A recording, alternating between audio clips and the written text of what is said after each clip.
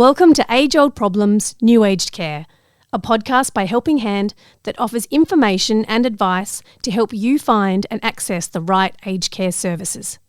This podcast was recorded on Ghanaland.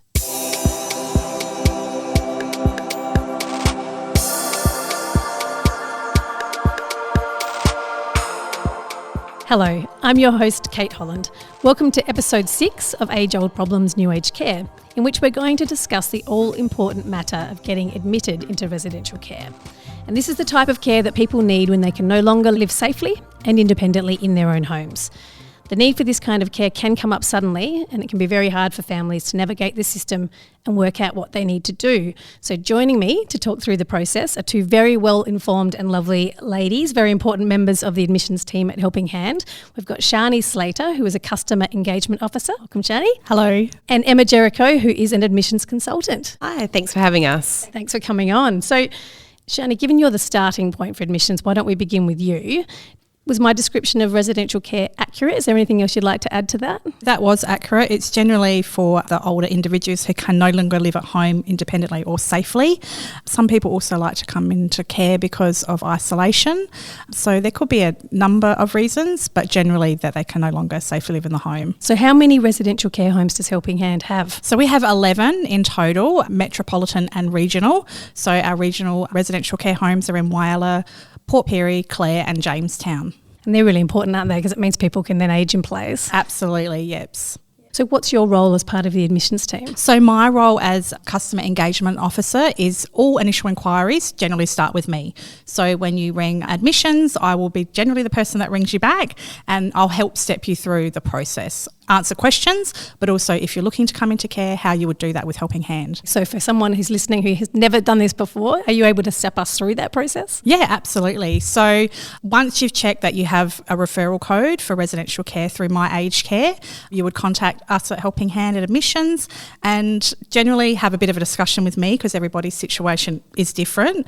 And if you decide you'd like to enter into aged care, then there's application forms that you would complete and return to the admissions team and we would start our process. So contacting My Aged Care is the first point of call. Absolutely, because if you don't have a referral code for residential care, we're unable to assist you with looking at placement in residential care. So are there any core questions and concerns that seem to come up time and time again when people are beginning this process? Everybody does vary, but a lot of people, because it happens so quickly, generally loved ones gone to hospital, they just don't know where to start. So I like to take the time and just step people through the process, and by the end of the conversation I have a clear idea of where they need to start and what they need to do. So do you think because it happens suddenly, sometimes people are in a bit of a state of reaction or shock, so you're almost part counsellor as well as helping them through that process? Absolutely. It is a lot for families, especially if it does happen quickly.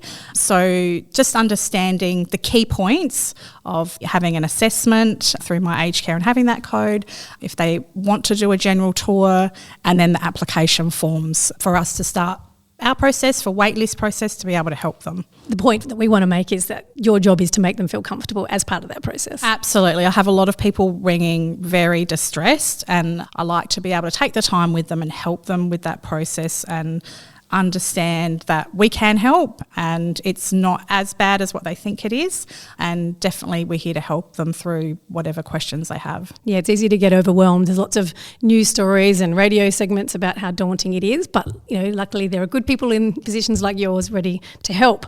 Speaking of good people in positions, Emma, you're part of the team too, so I understand that at this point, once forms have been completed and returned, this is where you step in. So what happens next? So my role as consultant is that I would contact the family to confirm their details and have that initial financial discussion.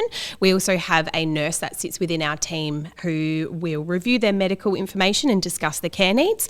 I often tell people it's a bit of a jigsaw puzzle getting the right person into the right room and the right home, not just from our perspective, but also to make sure that that person's going to feel comfortable. So taking people on a tour Is that a pretty good way for people to get a feel of what might be the right kind of home for them? Absolutely. A tour is a great start. When visiting the homes, we sort of ask that you engage your senses, observe the surroundings, listen to the ambience and note the overall atmosphere. It's the only way to really get a true sense of the environment. But also it's really essential to have your affairs in order. Documents such as enduring power of attorney and advanced care directives are critical. They designate trusted individuals to act on your behalf and outline your preferences when the time comes. Now, this is a tricky one because obviously we're not sure when this moment is going to arise, but how soon are you thinking that people need to talk about things like getting their affairs in order? As soon as possible. So the earlier that you prepare, the easier the transition to care will become. So we always say to discuss with other family members, but also involve the person who will be coming into care. So maybe even before it was looking imminent. Absolutely. The earlier, the better. So if you're going to expect that someone might listen to this episode and reflect on something, would be organise early be your key message? Absolutely. Prepare early. And what about you, Chanie? What would you like people to take away from this? You know, we have to remember mum and dad have been in their home for many, many years.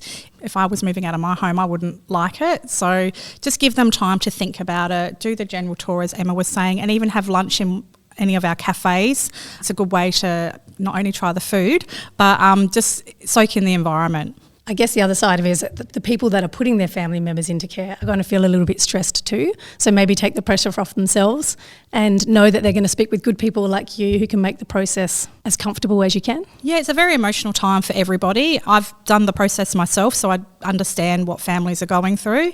And just give yourself and your family member time, if you have that luxury, just to do your research and ask lots of questions. Thank you so much for sharing your roles and also a lot about the experience. I'm sure you've made it seem a lot less daunting, because it does seem like a daunting thing and it can happen in a very stressful way for people. So we really appreciate it. And as always, we will put links to things like My Aged Care and other information in the show notes so people can go off and start the process when they need to. Thank you so much. Thanks for having us. Great, thank you.